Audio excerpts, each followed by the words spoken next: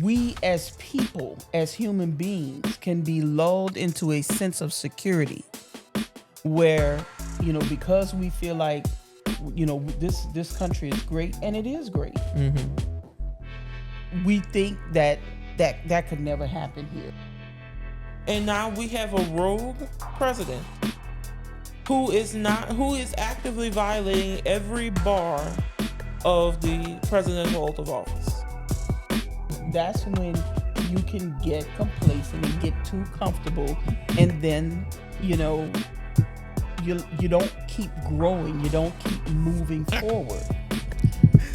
Oh my God. Y'all, I'm sorry for I am sorry for what these sounds are probably coming out. Technical difficulty. Especially if y'all listening with headphones.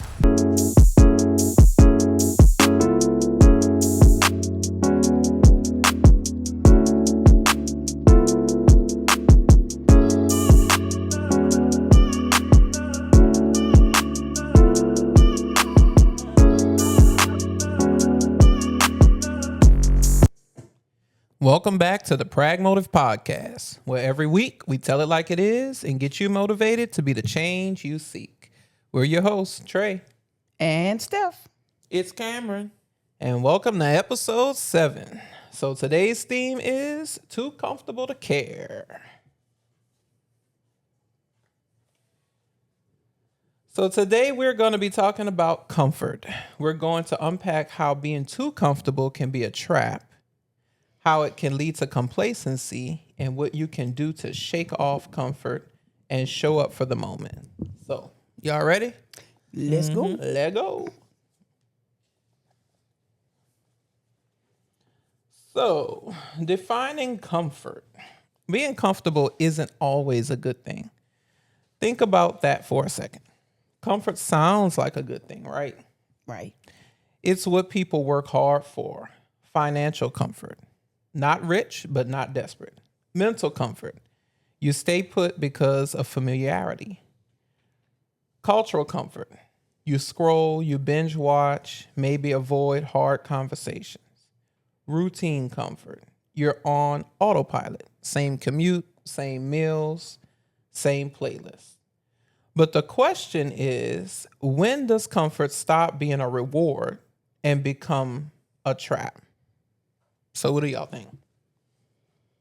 Well, I think if you get bogged down in the same routine, it's good to be in a routine because that's how you are successful. You have a process for doing certain things. But if you're just bogged down and you're just stuck in your own comfort zone and you never get out of that comfort zone, then how will you grow? Mm-hmm. How will you, experience new things? So, yeah, I can see how comfort could become a trap, so to speak. I think it's that some people just fall into a hamster wheel where you're working for this job, it's not really going anywhere, but you're doing it anyway because it's making ends meet or almost making ends meet. Yeah. And sometimes you gotta be okay with getting out of your comfort zone, getting out of the routine, getting off the hamster wheel and doing either your own thing or being okay with maybe leaving your city in search of a better job. Yeah. That will actually do what you want and what you need. Yeah. So do y'all think it's fear that keeps people in their comfort zone or keeps them rather from getting out of their comfort zone? Because I know sometimes in my life I've been fearful of changing because it's like this is working, or even if it wasn't working, this is what I know. Afraid. Yeah, it's like you're used to it, you're comfortable. Yeah. So to make a change sometimes can be like really, really scary. Yeah. But then that can become a trap. For me, that's like exactly what was happening to me. I mentioned this, I don't even remember what episode it was because we're on episode 7 now, but I was talking about how, I was a web developer and I was used to doing that, and I did not want to upset that. Like, I knew what it took. I knew what I had to do. It was predictable. And I didn't want to try something new.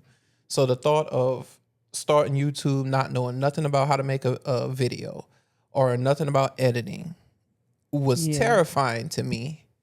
Putting myself out there in a way that, I hadn't ever done was terrifying. So that was uncomfortable. But it helped me grow a lot. And if I didn't do that last year, then we wouldn't be sitting here right now. Right. Right. So let's see. The next thing is talking about how comfort can fuel your complacency, which is piggybacking off of what we just talking about. So comfort isn't a bad thing. We all want to feel safe and stable.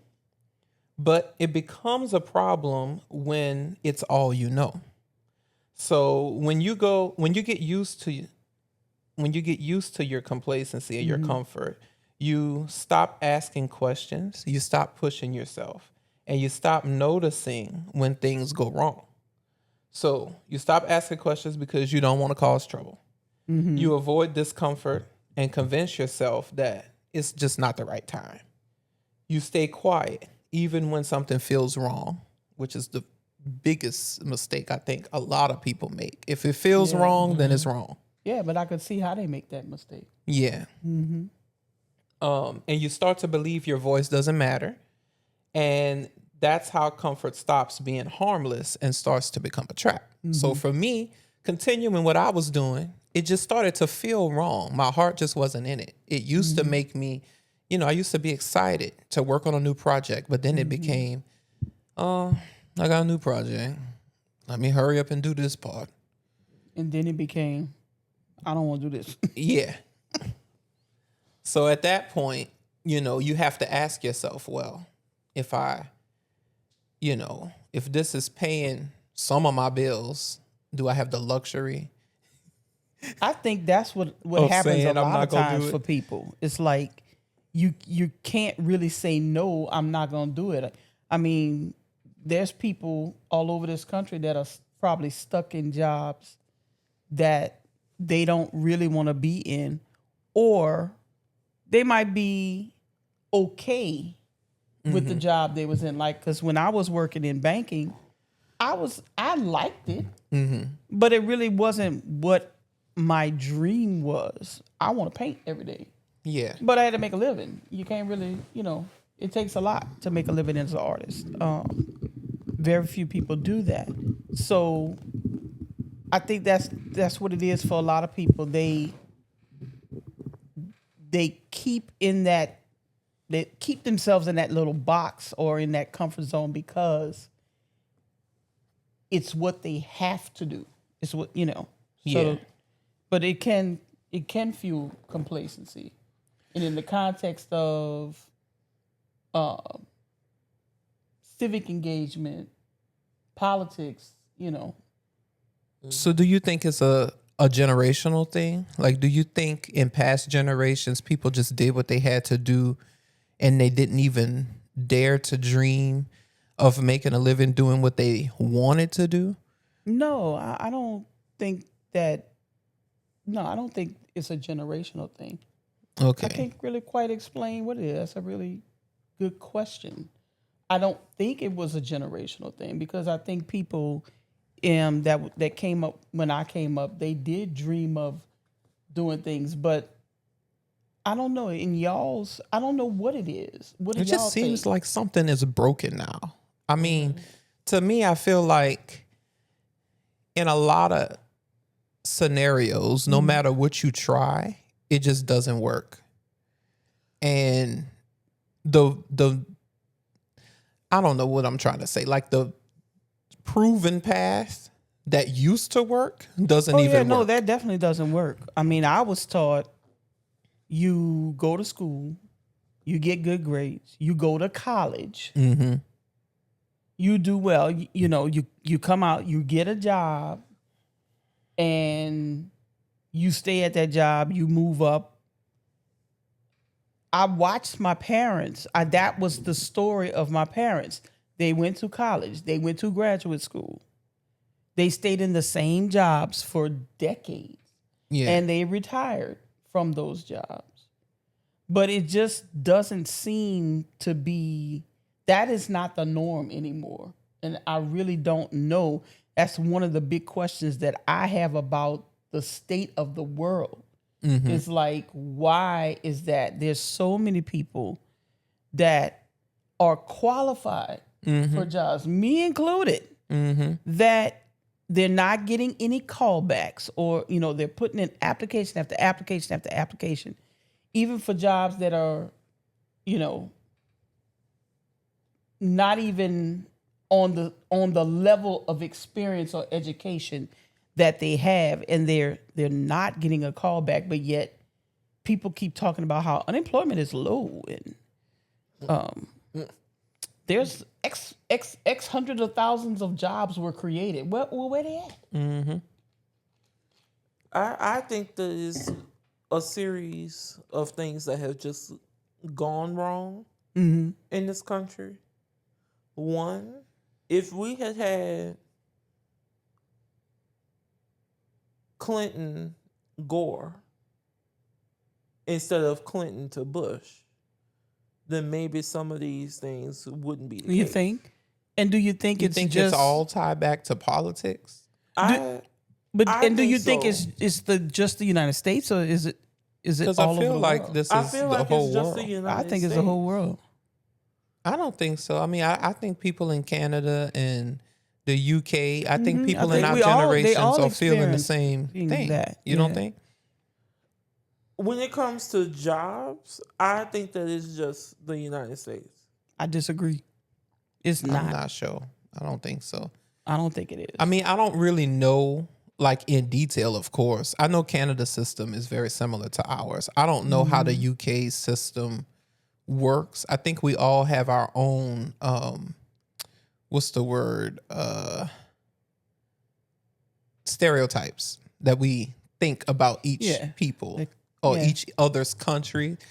There was this Schemas. YouTube, I forgot the name of it, but it was something I watched like years ago. That was talking. It was this funny thing where they said Brits think about what they think about the United States, and some things they was just Way off amazed base? by. Oh, amazed by. They was amazed that we had like ceiling fans in our house, or I think it was like washers and dryers or something. Wait, they don't have ceiling fans in the UK? I don't think so. Not like the way we do. Their lifestyles are just drastically different from ours. And they don't have Their like wages single houses don't- like we yeah, do in they- these suburban they're not trying to neighborhoods. Call them afford. flats. Yeah. Or, As much yeah. as an American is trying to afford. Because in America, we don't have flats. Yeah. So we have apartments, and they are expensive. They be like 50% of some people's income. Well, some that would should argue that never we be. just live too extravagant and we don't need all that. And it's not the Well, individual American's fault. Our It's the way country- the country is built. We have the land to spread out. Now, maybe it's because this is all I know, but I prefer the suburban type living, having a backyard and a front lawn and a driveway. I really don't know how people do without driveways and garages. Now Which you I sound know. bougie. I know my grandfather would tell me, you remember when, you don't remember, but he was tell me when I was younger, we used to have to park on the street and get our groceries. And if the neighbor was throwing a party, they would fill up the whole block and we'd have to park around the corner and carry your groceries from around the corner. Somebody But- call getting keys if they do that. Oh, no, Cameron, no. No, why would you do that? Because then when you throw a party, they going to kill your damn Well, car. the thing is that I wouldn't be doing that. You wouldn't throw a party at your house? Where you gonna tell the people to park? We don't normally have parties anyway. But that, Yeah, but that- if you did, Back then, we don't have parties not because they cost so damn much. Chicken is a luxury, Cold cuts is a fucking luxury. and eggs are golden. but back on track. Yeah, because we getting off topic. So, This is what we do, y'all. We talk. But this is why y'all tune in. Admit it. Admit it. So comfort as a systemic tool. So if we take a step back, this isn't just personal, it's political too. Right. So society is built to keep people comfortable and distracted. So we don't ask too many questions. When people are tuned out or feeling, quote, fine, they're less likely to notice what's being taken away. Right. So if you're comfortable, you might not realize that things like housing, healthcare, or even basic rights are being kept from others or slowly taken away from you. The more people zone out, the easier it is for those in power to pass shady laws, cut protections, or use fear to stay in control. Right. Like most things in life, comfort comes with a trade-off, and sometimes it costs more than we think. Yeah, we're seeing that now, what you were just saying. Mm-hmm. It's reminding me about what was going on for the past week in Los Angeles. Yeah. And how people are just out there trying to, hey, government, hello, this is not working for me. And you're throwing canisters of chemical agent at them because they're bringing their voices and coming together and saying, stop snatching people. Yes. It's okay if you are going to say, well, your time is up in the United States, which I don't agree. I think there should be a pathway to citizenship. But especially if we're charging them taxes. Thank you. Like, why would you want to get rid of a source of revenue? They claim to be business people. Republicans always do that. We're going to cut taxes. Well, then how you going to pay for it? Yeah. But, I mean, tariff. If you're going to say, okay, well, you committed a crime. Let's just say it's a person who came into this country and they committed a crime. Mm-hmm. Okay, put them in prison. Or if you want to deport them, then deport the criminals. But don't go into schools. Yeah. And just because you're trying, because you're trying to reach a quota that somebody in high up in the administration has said we want 3,000 a week because y'all promised mass deportations, and now you're literally got 9-year-old kids crying hysterically. Mm-hmm. That little boy is traumatized, and it's just you just don't understand what you're doing to people. Yeah, and I don't think they care. Yeah, they don't care. They don't. These MAGA Karens are actually snitching on people, calling ICE on people. Yeah. They call ICE on a popular TikToker. So the complacency, it kind of rocks you.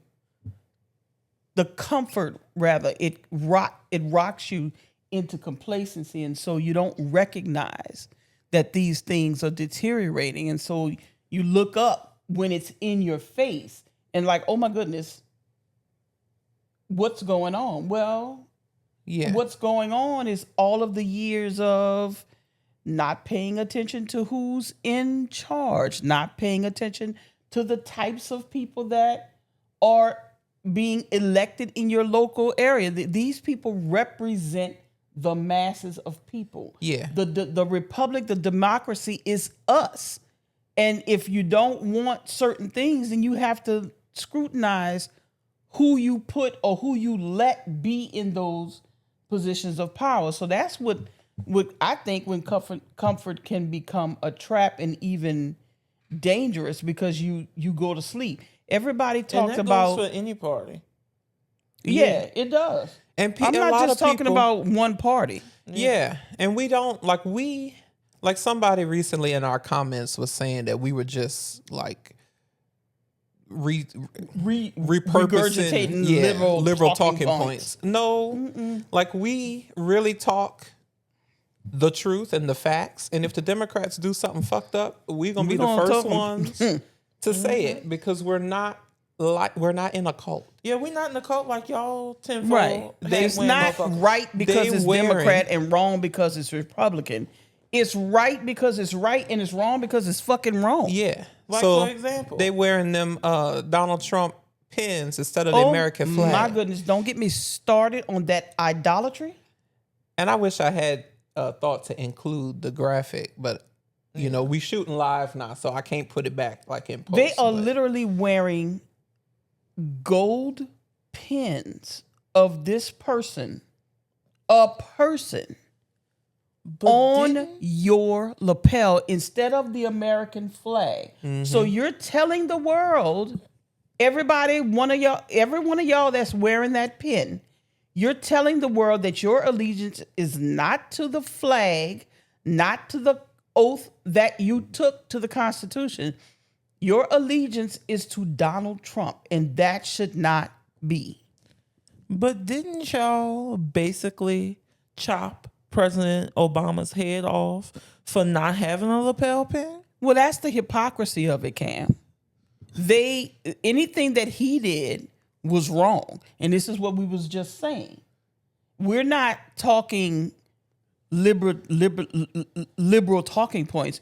If it's wrong, we're going to say it's wrong. But they literally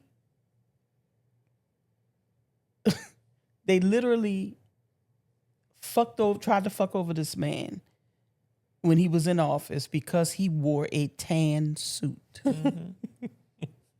That's not presidential. But literally every other president, including Reagan, Bush, right before him W, all of them were pictured with tan suits on. Nobody- Who cares what color suit he wears? you should always wear a jacket when you're in the Oval Office. Well, there's pictures of past presidents not wearing jackets. Jimmy Carter wore his jeans, and he was one of the greatest presidents we've ever had. But And they if I was president, They you think talked I'm wearing about a suit him every day? They talked about him wearing his jeans in the White House. What do y'all care what another man is wearing? Nah. Why? That was the Y'all some fashionistas, huh?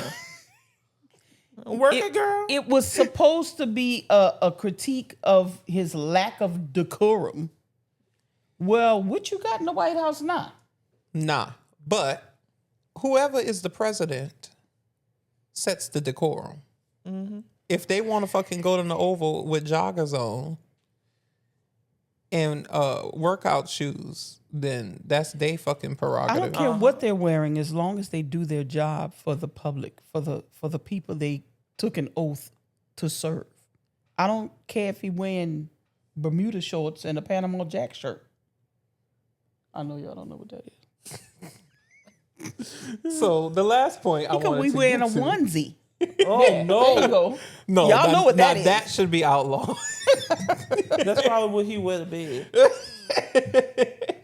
And y'all know who I'm talking about. The other thing is, it mentioned in here about how the more people zoned out, the easier it is for people in power to pass shady laws.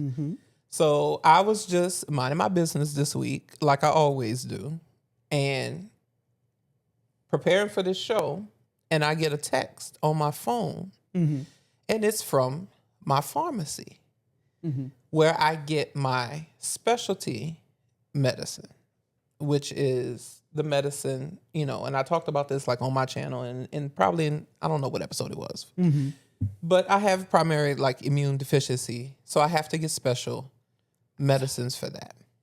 And I have severe asthma. So I have to get special injection for that. That's how bad it is. So I have to use a special pharmacy for that. And the pharmacy that I use, I don't know if I'm sharing too much, but anyway, it's CVS. And CVS texted to let me know that the state of Louisiana was preparing a bill in the House that was going to basically, according to CVS, cause them to close all of the CVSs in the state of Louisiana. Because they were trying to, according to the state, lower healthcare costs.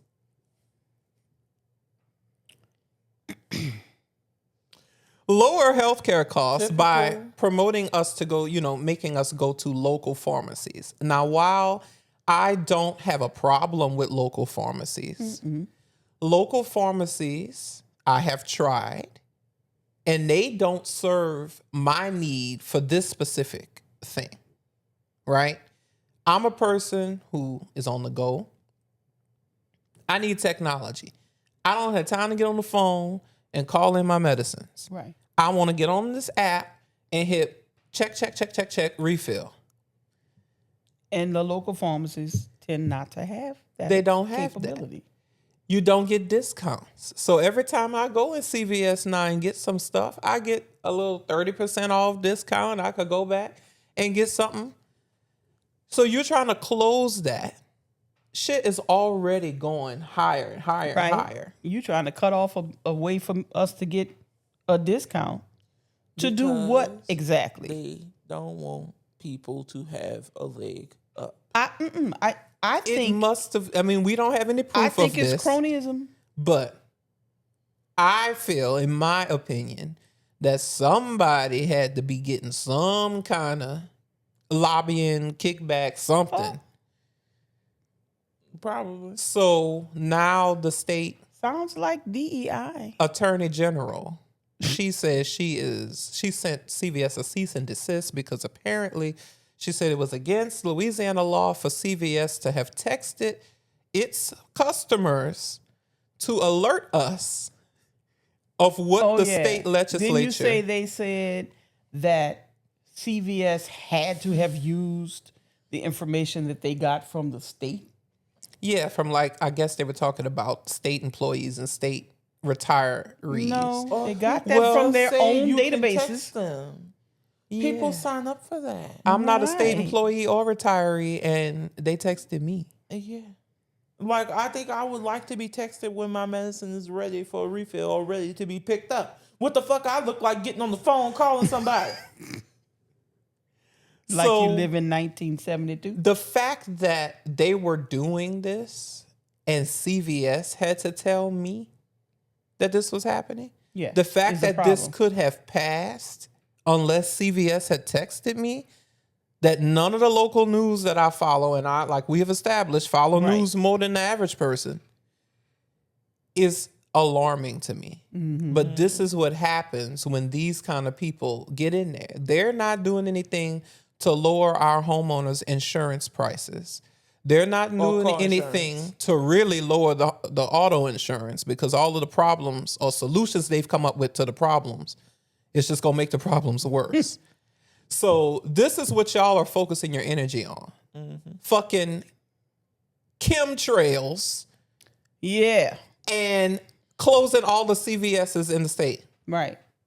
So again, this is what happens when people in general don't pay attention. You get in a comfort zone and you don't pay attention to who's doing what in your government.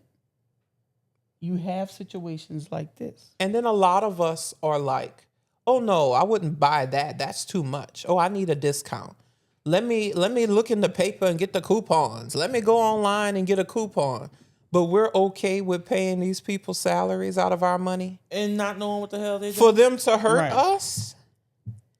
Like, I just if really you're not want gonna people to focus wake up.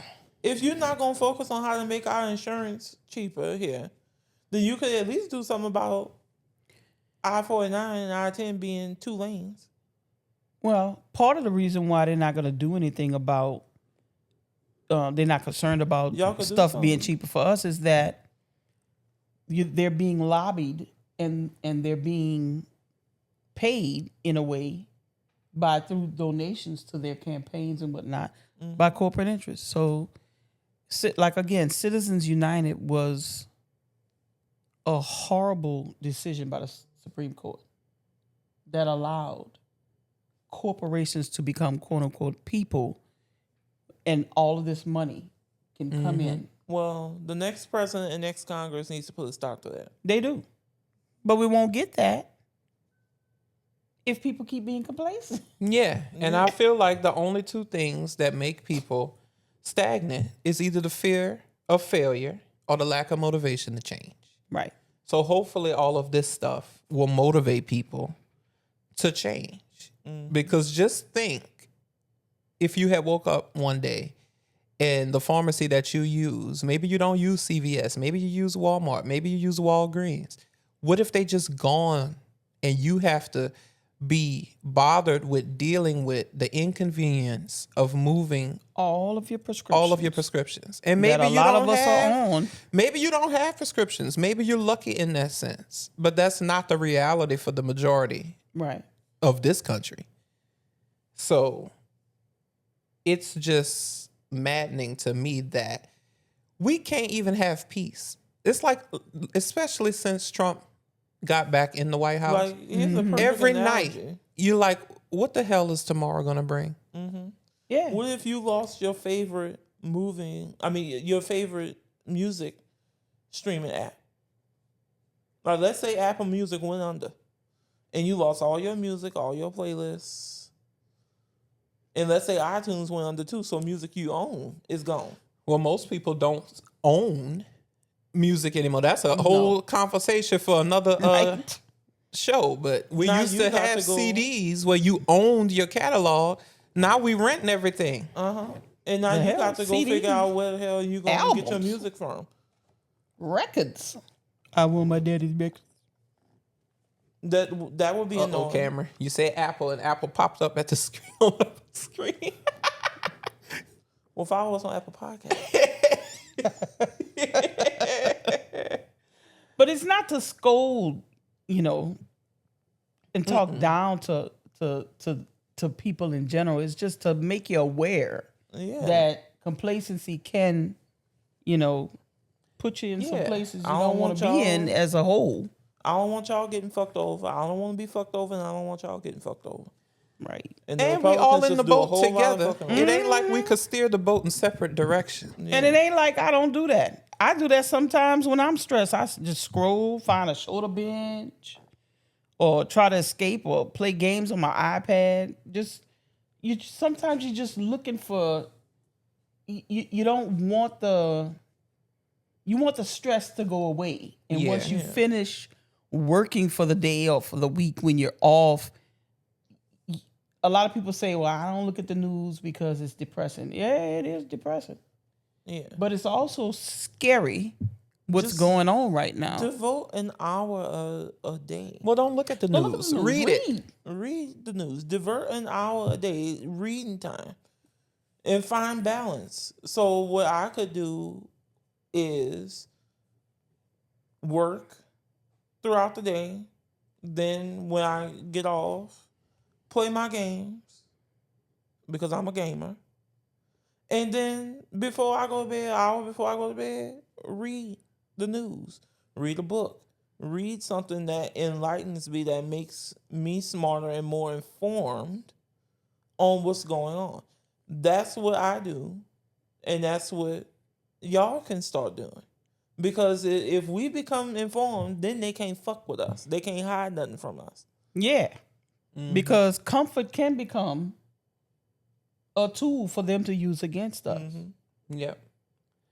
So the emotional trade-off is what we're moving into next. So comfort feels safe and predictable, but sometimes you give up chances to grow. It feels like security, but you might be giving up control over your own life. Comfort can feel calm, but it can also turn into doing nothing.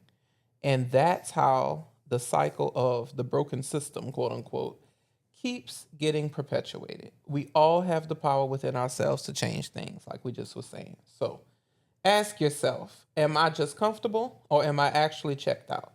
What parts of my life feel safe, but kind of boring or empty? And what would it take to get a little uncomfortable?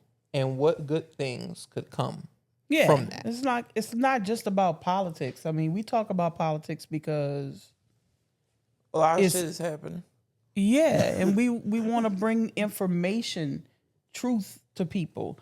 But it could be as simple as you're not happy in the job that you're in, or you have a dream of doing whatever.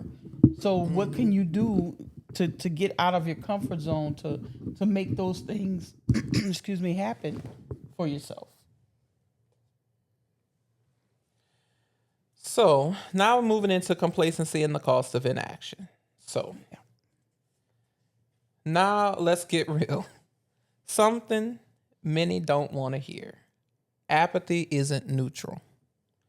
It doesn't keep things steady, and it doesn't protect you. It doesn't bring peace, and actually, it could make things worse.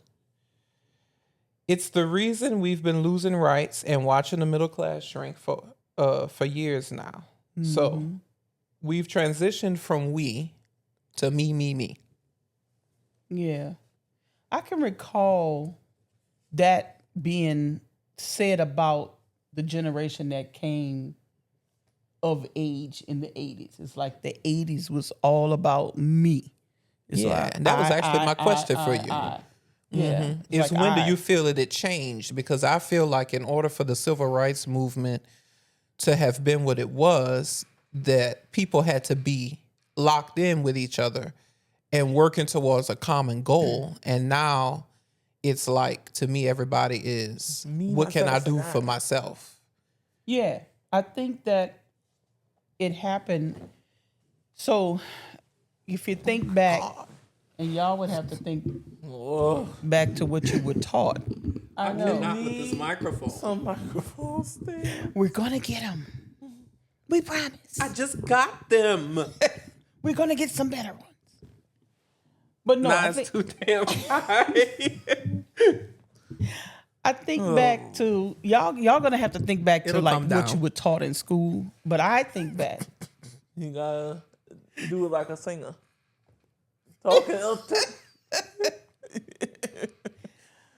I think back to when I was coming up. So I was born in the mid 60s. And coming up in the 70s, you know, people were active, people were more together, people were more focused on their rights because we as a people, we were trying to gain rights. And it's not just black people, you know, migrant workers and other ethnic groups and nationalities. And then it seemed like as the middle class grew, people got more complacent. Yeah. They got more And more comfortable. spoiled. That's a part of it, because I think to a certain extent we are all spoiled, and you know, and so that's another example of how getting too comfortable. They called it rest on your laurels. Have y'all heard that? That term? Oh, I heard something that you haven't heard. That's most of the time, Kameron. I don't know how, because you so damn young. It ain't right. But you know, that's another term for it. You're resting on your laurels. So that's when you can get complacent and get too comfortable, and then you know you don't keep growing. You don't keep moving forward.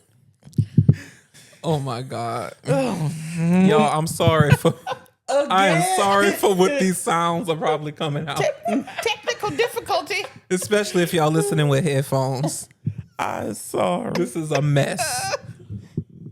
It's growing pains. It shouldn't We be still growing novices, pains. y'all. Well, nobody's perfect. What I pay for these microphone stands, they should be perfect. Oh shit! What you pay for them is not always what you get. Why they couldn't do this week 1 so we could have sent them back? I don't know. I think we're gonna have to go to where the like Guitar Center and the instruments. Nah, it's way over there. All right, well, let's try to fight through like it. this. Yeah, because I forgot what I was saying. We gotta Beyonce it. Somebody get me fired. Who we gonna fire? You're fired. I guess I'm getting fired. Oh, you wanted to finish it? I forgot what I was gonna say. Now. Sorry. Well, shit. Okay, so the myth of our exceptionalism. A lot of Americans still think that our country can't fail, that we're somehow different, that it could never happen here. But it's happening. But when we stay quiet, don't vote, don't pay attention, or don't understand how things work, that silence is used against us. Apathy doesn't keep things peaceful. It actually makes things worse. It's what's been driving all the setbacks that we've been seeing over the last few years. Yeah. Exact the motherfucking. I mean, as Americans, we feel rightly so proud to be Americans. And we do feel like we are exceptional. But that's not going to prevent this country from devolving. And I think everybody should have, patriotism for their Sure. country. I think where it crosses the line is when we somehow, and I'm sure the rest of the world, like they see this, they be like, oh my God, they act so snobbish. They keep saying they're the best, but look at what they're doing over there. Especially with some of the reports that have come out with the gutting of USAID and how people have been dying because they don't because they don't have the help resources from the richest country in the world, where we used to provide the extra food that we have that we're not going to use, that our farmers produce. And the Trump administration has cut that off, and people are literally dying. Yeah. Or I don't know what NGO, non-governmental organization it was that was providing this medical help in these areas that don't have access to medical help. They had clinics, and now these clinics have been shuttered because the Trump administration cut off the aid that we provided to them. Yeah. And I've been reading stories about this one 5-year-old kid who had sickle cell, and he would go to get treatment when he would have the crises that you have when you have sickle cell. Yeah. And it's a very painful disease. And his mother took him, and the gate was chained, and the security guard told her, you're going to have to go to the state-run hospital. Well, it was in Africa, this in an African country. The state-run hospital, you have to pay. And she didn't have the money to pay. And the little boy died. That's just heart-wrenching. And definitely immoral. Yeah. And it didn't have to be. it's against all of the stuff that we believe in as Right. Christians. But they're masquerading around as Christians. They're Y'all not masquerading Christian. as Christians, but you putting the same people that are allowing this, Congress, Jesus and God. y'all walking The around Holy with Spirit. gold pins of a person on your lapel. Will all be ashamed at y'all's actions. Yep. That's So- against, Donald Trump is the epitome of a false prophet. So y'all wear that because we know exactly who the fuck y'all are. So, expounding on this, the slow death of rights, just look at what's already been hit or is hanging by a thread. Roe is Roe gone. versus Wade. Voting access is being stripped away. Free press is under attack. Free speech is on the chopping block. Right. So here's the truth. Power does not wait for you to speak up. It moves when you don't. And right now it's moving fast. So your rights aren't slipping away someday. They're being taken away today. Right now. So As we ask speak. yourself, are you awake? And if you've been asleep, are you finally ready to wake up? It's like they used to keep information from us, but nowadays information is at your fingertips. We literally walk around with tiny computers in our pocket, in our purses. But a lot of times we don't use them to our advantage. Yeah. To stay informed, to stay up on what's going on, and get involved and try to preserve our democracy before we're living in some Russia-like or dictatorship. I mean, we already have military parades. We already have a Yeah. military on the streets of an American citizen. City, American yeah. city detaining American citizens. I mean, And that's all of this, posse you know, comitatus. we're going to talk about coming up in the briefing room, of course, but you know, I applaud the protests that happened this past weekend. I really do. But like some other people talked about, I can't help but think in my mind, where was the same energy in November? And I'm about doing shit that has the power to make a change. And while the protests give a good message of showing that we're not just going to lay down and take the shit that's happening right now, the more powerful message would have been to make sure that this wouldn't have happened in the first place. Right, but I think it goes back to what we've been talking about, is how we as people, as human beings, can be lulled into a sense of security where, you know, because we feel like, you know, this country is great, and it is great. We think that could never happen here. Well, it's happening. It's happening because you have a concerted effort of money and power fueling think tanks to come up with a strategy called Project 2025 to usher in what they want to see the government look like. And it's not the government to serve you. It's the government to serve them. And to put you way under where you are now. So that's exactly what we're talking about. The complacency is what has allowed this All to of come this about. to happen. Right. And because we didn't get together and do this in Yeah, November at the in polls. November, it wasn't slapping them in the face. It wasn't plastered all over. Remember what we were talking about? It's like they was like, oh, his second presidency won't be that bad. Yeah, well, they and we was literally told you telling what you. they were going to do. They And told now you, they're and doing we it. told you. And now we have a rogue president who is actively violating every bar of the presidential oath of office. I memorized the oath. And literally everything it says that the president should do, he's not doing. He's not executing the office of President of the United States faithfully. He's not preserving, protecting, and defending the Constitution of the United States. So literally, we could have had Kamala Harris who would have done all of that and then some. And what people don't realize is they have a lot of what they would call, I guess they would call them talking points about when people would say you were going to have a rogue president. And to me, it just goes over your head.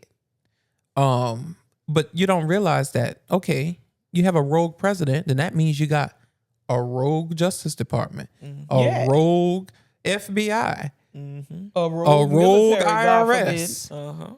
Like, Because they rogue was DHS. Because they were Do you standing want behind that? him cheering and booing. Did y'all see that at I Fort did, Bragg? and they were saying, you know, I read something that they were saying that he made sure that like they picked the people that they wanted there. Yeah. They didn't want fat people there. They didn't want, and I'm like, Donald Trump. Most Bitch, you Americans are fat. like what? And so is he. I mean, that'd be like me going somewhere saying, no fat people allowed. The fuck? Like you're discriminating against yourself? The extra fuck? Like, bitch, you is not 6'3" and you is not 220 pounds. Bitch, I Say- know fat say when I your see word fat again, and your Trey. ass is fat. The what the fuckiness. Talk So, about yeah. self-hate. Mr. fucking McDonald's diet. So I mean, yeah. So it's I don't know. It just I get upset about it, and some of my friends would say, "Why you let it get to you so much?" But I feel for these people who are being ripped from their families. Well, it's them today, but it could be us Right? tomorrow. Because it's I gonna mean, be, yeah. He I'm has going nowhere deported without a some fight. people who are, you know, citizens.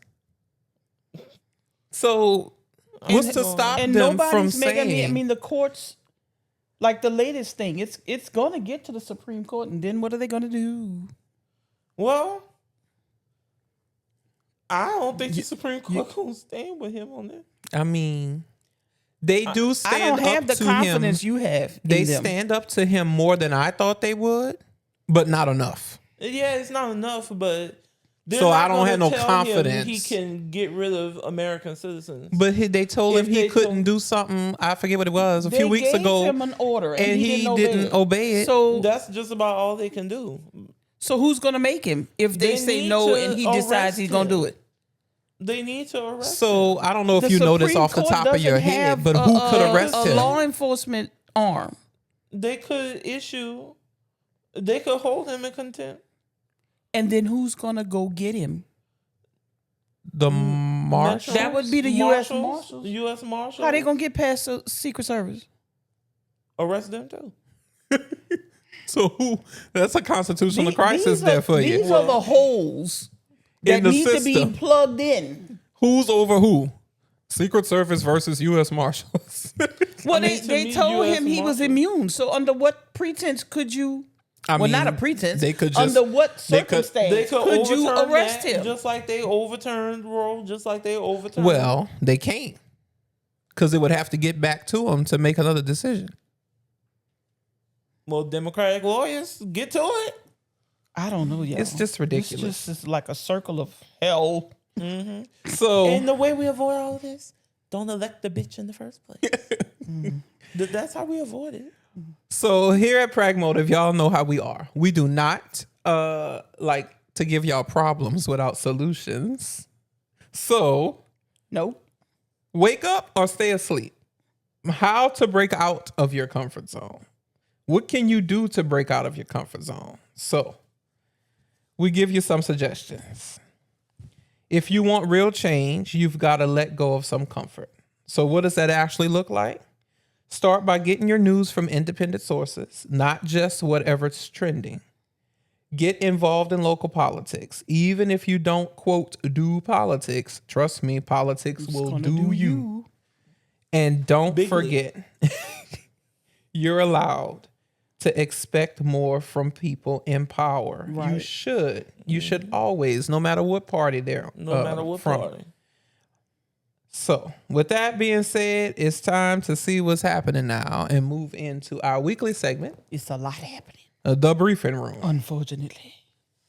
I feel like we don't even need to say it's a lot happening no more, because every week it's always a lot of shit happening. Right. So today we're going to start with the horrifying news coming out of Minnesota. 2 state legislators and their spouses were shot by a gunman in the early morning hours of Saturday, with 2 of them being killed. So the suspect, I think I might be jumping ahead. I'm sorry. Yeah, let's go ahead on and put up the article from CNN. So Minnesota state lawmaker killed in politically motivated assassination. Massive manhunt underway, officials say. Minnesota State Representative Melissa Hortman and her husband Mark were shot and killed early Saturday morning in what appears to be a politically motivated assassination, Minnesota Governor Tim Walz said at a news conference Saturday. Minnesota State Senator John Hoffman and his wife were also targeted by the same individual and each shot multiple times, Walz said. They have undergone surgery and are alive. Law enforcement also found a hit list in Minnesota suspect's car that contained nearly 70 names. A law enforcement official briefed on the matter told CNN. The names included abortion providers, pro-abortion advocates, and lawmakers in Minnesota and in other states, the official added. So, The suspect, Yeah, you can go. is his name? Well, he's 57-year-old Vance Belter.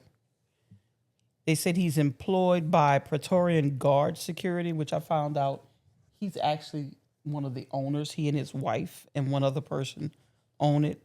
He's listed on their website as the director of patrols. Police say he appeared at the door of Representative Hortman's home. So Representative Hortman is she's the Speaker Emerita of their House of Representatives. He went to her home in the early morning hours. He was dressed in a police officer-like uniform and tactical vest. And he had an unmarked car with lights on it that made it look like a police car. After they got the 911 call from that residence, they had the forethought to go to the home of the second victims, and they encountered the suspect there. They exchanged gunfire with him. This was at Senator Hoffman and his wife's. They were also shot. They are in the hospital. They've undergone surgery. But they said the suspect fled on foot, and he's still at large right now. Yeah, at the time of this area, at the time of this recording. I don't know. For me, the scariest thing about this whole situation is how easily nowadays it seems that people have become or able to become radicalized. Yeah. And that's part of why we started Pragmotiv, is because the amount of misinformation that is being fed and peddled online that people are consuming and getting so mad about that you would then take it. First of all, the inhumane feelings that people felt, even when Nancy Pelosi's husband was attacked. Yeah, making fun of the fact that so this many man was people hit the head with a hammer. Was making fun of it. The very unchristian-like, downright evil thing that Mike Johnson, who's supposed to be Christian, had the nerve to say about Gavin Newsom earlier this week. I don't remember when it was. Everything's running together. But what did he say? He said that Gavin Newsom should be tarred and feathered. I don't care if he's going to argue that that's a statement. That is harsh. It's a harsh thing for you to say. It's unchristian-like. Tarred and feathered for what exactly? He wouldn't come out and say, if I'm remembering right, 1800s kind of shit are you on? Nah, I ain't gonna say what I wanted to say, but I think that kind of rhetoric speaks for itself about what kind of shit he's on. You ain't on no Christian stuff. No, you're definitely not. But he say you're about Christian. He said that in response to them asking him if Gavin Newsom should be arrested, and I want to say he did say, I would arrest him or something like that. For what exactly? You could say you could arrest him for what? I don't fucking know. But to say somebody should be tarred and feathered? I mean, you talk about burning someone's skin. Mm-hmm. Yeah. Like this, and no one's talking about this. And that's, This is what I think is part of the complacency or the comfort. It's just a small little fucking man from Shreveport. I can't stand. I don't even think he's from Shreveport. He's from around that area. I'm sorry, Shreveport.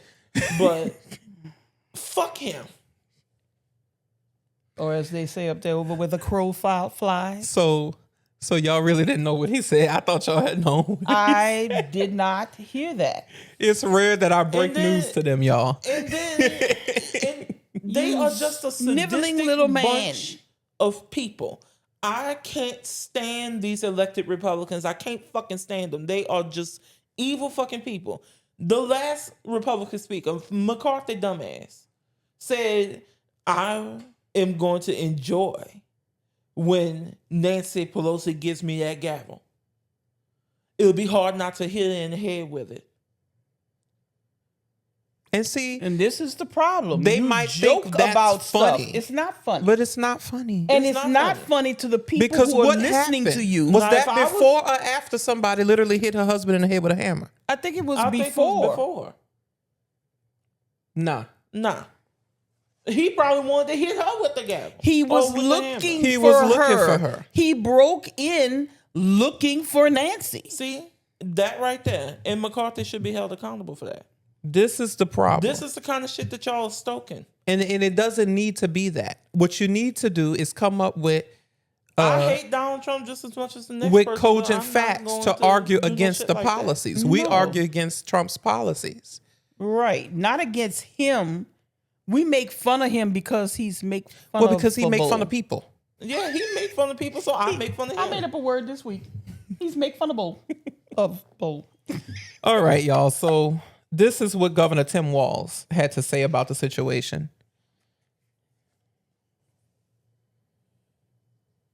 It was an act of targeted political violence. Peaceful discourse is the foundation of our democracy. We don't settle our differences with violence or at gunpoint.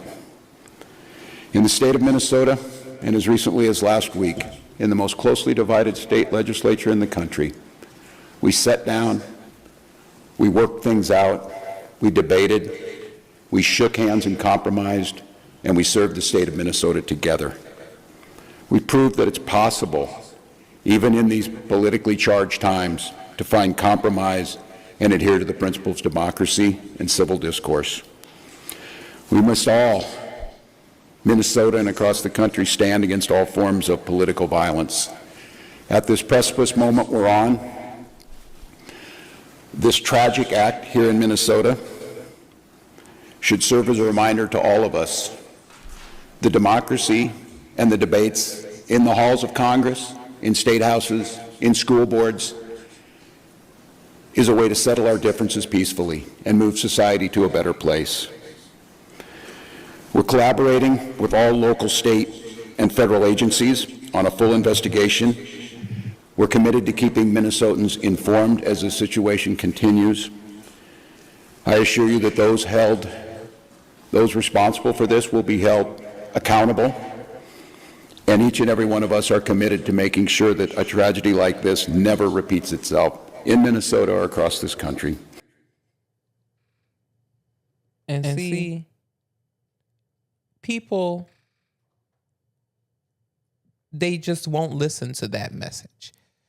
Now, Tim Walz is somebody who tell it like it is, but you see him in this moment being the adult. Right. He's not advocating violence. Yeah. He's speaking against violence. But so often I have seen people, and it's not, I don't want to keep labeling all Republicans.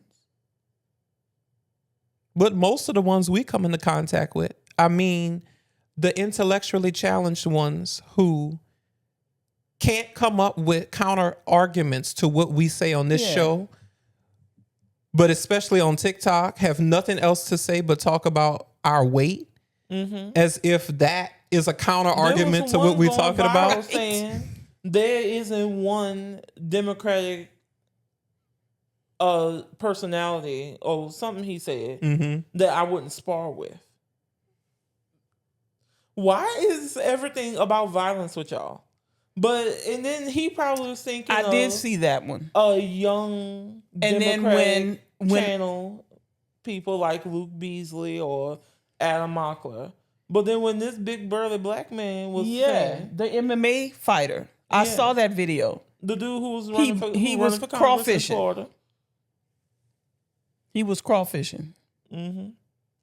One thing, Don't let this weight fool you. one thing my dad used to I'll always watch. say is never give a person a reason to kick beat your your ass. ass.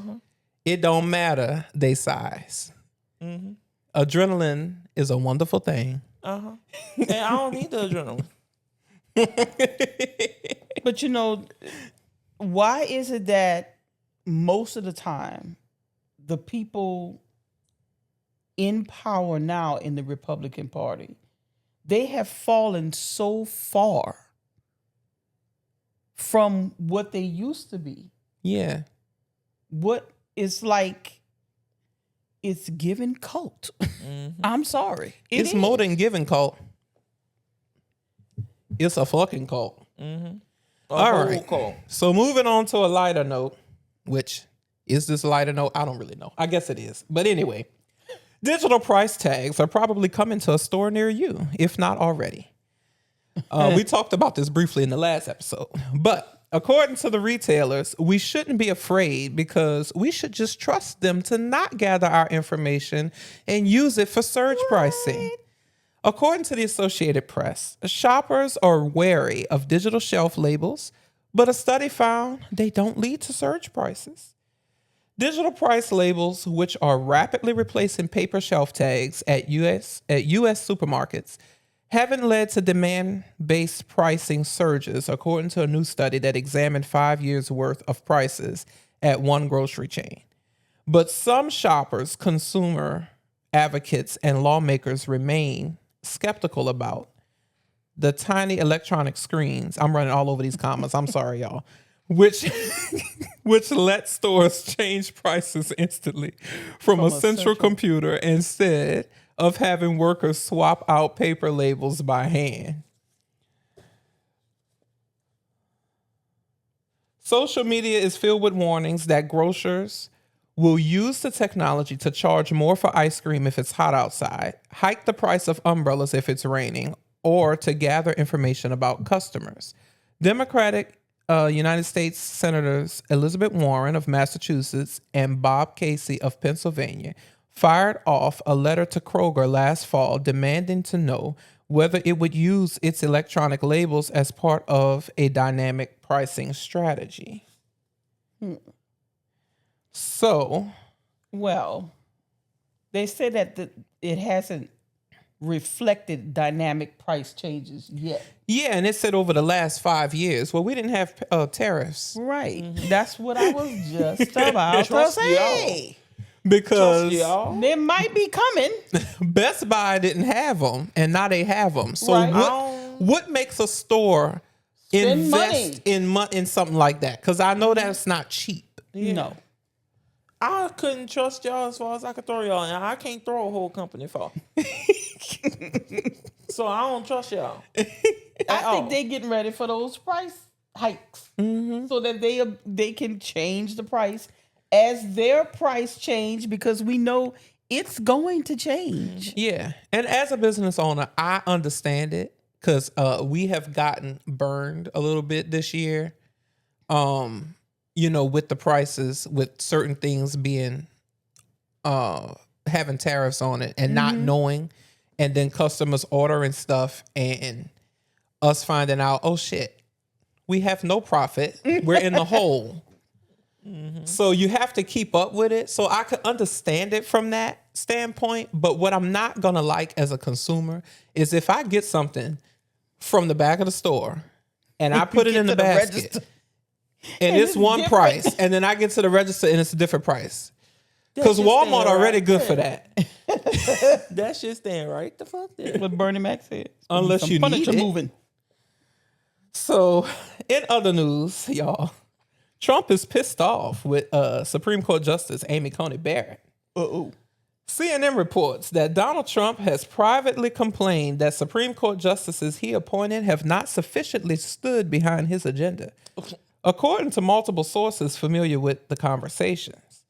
But he has directed particular ire at Justice Amy Coney Barrett, his most recent appointee, one of the sources said. The behind closed doors grievances have been wide-ranging, and while many have been about Barrett, Trump has also expressed frustration about Justices Neil Gorsuch and Brett Kavanaugh. The sources familiar with the matter said, the complaints have gone on for at least a year, the sources said. A whole year? How you complain about something for a whole year? That's Trump for you? Trump's anger at Barrett predates his most recent... I'm still mad. Trump's anger at I Barrett... told y'all he gonna be mad at Musk forever. Fuck you, Elon. His anger at Barrett predates his more recent frustration with judges he appointed. Many conservatives were apoplectic in March when Barrett voted to reject Trump's plan to freeze nearly $2 billion in foreign aid. The backlash over that decision from some close to Trump was swift, with one conservative legal commentator describing her on a podcast as a rattled law professor with her head up her ass. Others took to social media to describe her as a, quote, DEI hire and evil. Really? She the evil one? That just tells me so much about that fucking party. Anytime it's not a white man, it's a DEI hire, especially when they don't agree. So that tells me white women, y'all not safe. Why are they so hell bent on it being a sausage fest? Because they like sausages. They like the links. Because they like the weenies. Because every time they in town with their little RNC convention, they crash the grinder. Has that been proven? I heard it, but I didn't know if it was true. I don't know. I don't know. Take it with a grain of salt, y'all. Walk like a duck. Talk like a duck. It's a It's a motherfucking motherfucking duck. duck. Rant, rant. Oh, shit. Okay. So now going on to the next article, which is a little bit more heavier, y'all. Masked men and women purporting to be agents but refusing to identify themselves could be storming your city or town next. The Washington Post writes, the secret police descending on small town USA. Maybe they really were immigration officers, just as they claimed, or maybe they were a ragtag vigilante group, arbitrarily snatching brown-looking people off the street. It could have been like a band of Proud Boys or something, said Linda Shafaroff. Did I say that right? Recounting the agents who showed up outside her office in masks and tactical gear and refused to show IDs, warrants, or even the names of any criminals they were supposedly hunting. As unrest and military troops overtake Los Angeles, terrifying scenes are also unfolding in smaller communities around the country. They too are being invaded by what resembles a secret police force, often indistinguishable from random thugs. Shafaroff and her business partner, Sarah Steiner, own a boutique home design and construction firm in Great Barrington, New England, a New England town. Largely populated by artists, aging hippies, and affluent second home owners. On May 30th, around 11 a.m., 6 armed agents showed up outside the woman's office. The agents were dressed as though they had parachuted into a war zone rather than a small town. The paramilitary resembling group approached a Hispanic man who was outside the design office picking weeds. The man did not work for Shafaroff and Steiner's design firm, but rather for a local landscaping company. The gardener was eventually put in the back of an unmarked car and driven away. Shafaroff, who described the incident as part of the new police state, said she has since heard through mutual acquaintances that the man is being detained in an immigration facility, perhaps near Boston. She said she had been told the worker's family was unable to determine his whereabouts for several days. She said, the person writing this article said, my attempts to contact the man or his family have been unsuccessful. So I have several problems to express about this, or several thoughts. When you deprive people of due process, I mean, the article is correct, or the lady in the article is correct. You don't know who they were. If they won't identify themselves, if they won't produce a warrant for the arrest. The family doesn't know where they took him. It could be some random vigilante group just going around snatching, and you will never find out where the people are. No, you'll never find out the condition that they're in. They could be doing anything to these people that they have snatched and put, because they're not being accountable. They arrested Ras Baraka, the mayor of Newark, because he was telling them that according to the city of Newark's laws, you're in violation. Mm-hmm. They wouldn't let the congressional representatives in there to inspect. They eventually did. Mm-hmm. And there's been some in other states in areas in the country where they want. I shudder to think what they're doing to these people right up the road here in Louisiana. Mm-hmm. The problem, that I have is, where are the courts? And we know what the fuck Congress is doing, but this is not right. They're not doing a damn because thing. you don't know what white supremacist people and groups are doing. And you should never be in a situation where they could be confused with federal law enforcement. Right. But that's where we are. And the Trump administration is okay with this. In fact, this is how they want it. Mm-hmm. For all we know, some that's of the people who they hiring. Right. Because they don't move. When you watch the videos of these agents, they don't move like regular law enforcement. They don't move like trained individuals. They just move like regular people who are dressed up as law enforcement. Mm-hmm. And I happen to be a big, I wouldn't say observer. I observe people's. I think it's because I'm an artist that I observe people's physicality and the way they move. And these people don't move like professionals. Mm-hmm. So are they professionals? I don't think so. What you have to say, Kameron? I see it all on your face. I can't stand these motherfuckers. I have literally had it with them. Here's some advice before I get into anything else. Here's some advice. If they won't identify, you don't identify, because you're not under any obligation to do so. If they won't tell you who they are, you don't acknowledge them. You don't answer your door unless they present a warrant.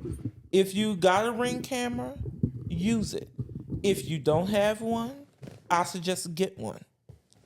And talk to these bitches through the Ring camera and tell them, if you do not have a warrant and if you are not willing to identify yourself as law enforcement, you can kindly fuck right off of my property. But I think The in a lot of with that is they're breaking in. they are breaking And then into people's they're breaking into people's houses. The problem with that is I don't know if it's legal, but what I have read is that ICE has the authority, they say, to go into anywhere that they think a person who is here unlawfully is. That flies right in the face. I know, but they're doing a lot of stuff that flies in the face. I mean, they could literally pull us over. I watched a video of them at the border with Canada. Mm-hmm. A white lady. Mm-hmm. They were asking her, is she a U.S. citizen? And she told them, I don't have to answer that. I don't have to show you, this is not a border crossing. She was on her way to the border. She said, I'm on vacation. And they were like, you cannot leave until you tell, because she was asking them, am I detained? Am I being detained? Am I free to go? And they were like, no, you have to, answer. And this was Customs Border Patrol. And she was like, I got time today. I'm on vacation. She would not identify herself. Mm-hmm. She would not answer the question. They really didn't ask her for her ID. They asked her because you could have a license and not be a citizen. Yeah, and see, that's what I didn't know. So they didn't even ask her to identify that. They asked her, was she a citizen? And she was like, I don't have to answer that. So what do we do as Americans? Living in a free country, supposedly, if we're pulled over because this is what I read. Don't answer their If you question. look like you don't belong, so what does that mean?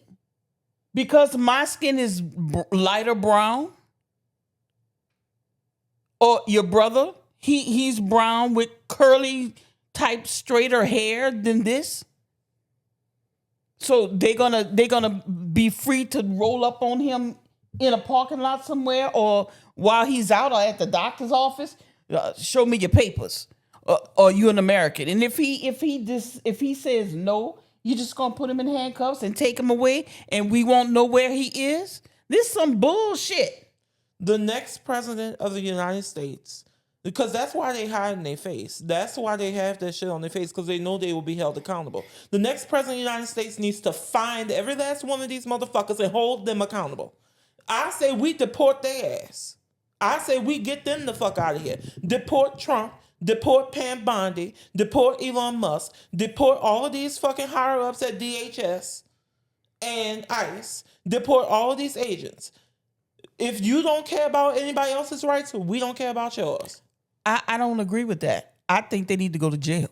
Don't deport them. Send them to jail their in another ass country. in jail. No, two wrongs do not make a right. Everything you do sets precedent. Right. They said it already. But it's still, It's not right. it doesn't make it right. They need to be held to the standard of the Constitution and the laws of this country. They always talking about we're a country of laws. Well, fucking obey the goddamn laws then. And if you don't, your ass go to jail. Cause he's supposed to be in fucking jail now. He still ain't paid that $400 million. It should be $1 billion by now. Ain't nobody keeping track Nobody's, of but then you it. investigate. But by the time he finished Tish suing all the James. media, he'll have his money.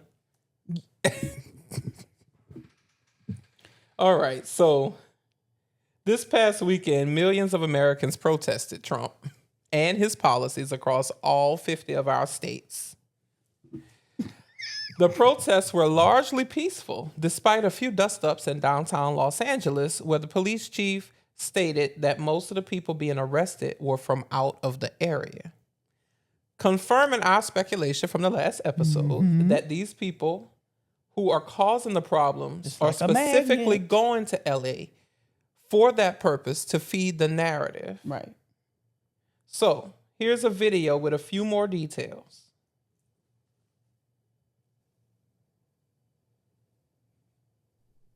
There have been rallies across the country opposing President Trump's agenda on the day of the president's military parade. They cap a week of demonstrations against immigration raids that began in Los Angeles and spread nationwide. Today's events in about 2,000 cities and towns were organized by the No Kings movement, which calls the administration's actions authoritarian. There were rallies near Mr. Trump's Mar-a-Lago residence in West Palm Beach, Florida. No ICE! No KKK! No fascist USA!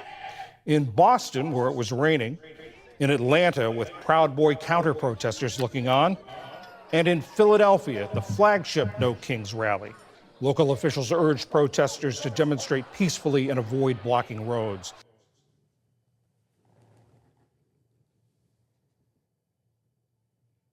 So let's compare that with Trump's birthday parade.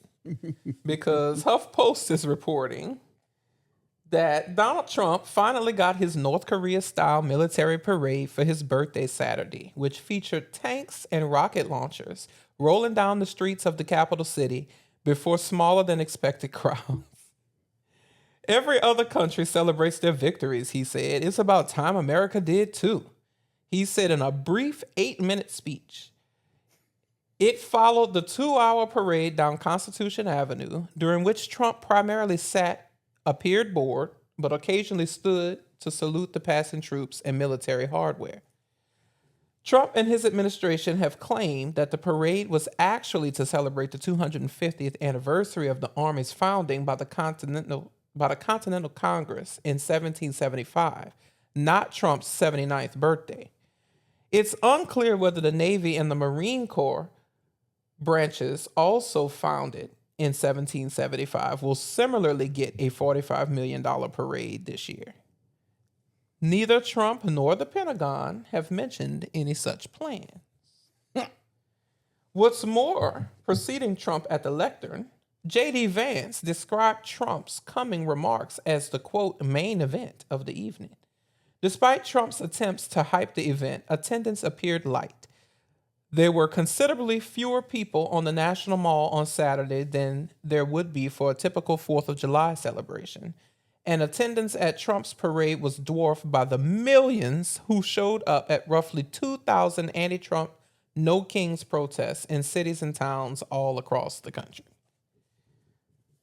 So, did he have a very happy birthday?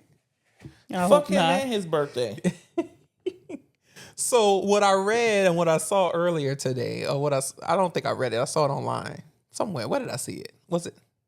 I forget what app it was, but anyway, apparently a lot of people went online to reserve tickets for the parade. I wish I had thought of that. In like names of Disney movie characters and stuff. So they was expecting a lot more people than showed up. They was expecting down the I block. would have reserved it as the name in the name Cornholio. So isn't this like the second time? I am the great Cornholio. Isn't this like the second time they've done this to TV him? for my bunghole. Isn't this the second time they did this to him? I believe. I'm trying to remember what the first time was, but I'm like, again, y'all fall I can't for it? remember. And he fell for it again. Mm-hmm. They did something. They went. I can't remember. The pictures of him sitting there, he's so dejected sitting there. Was it the inauguration? I Yeah, love the first time? I the think petty. it might have been. Embrace the petty, y'all. Embrace it. I love it. I need more.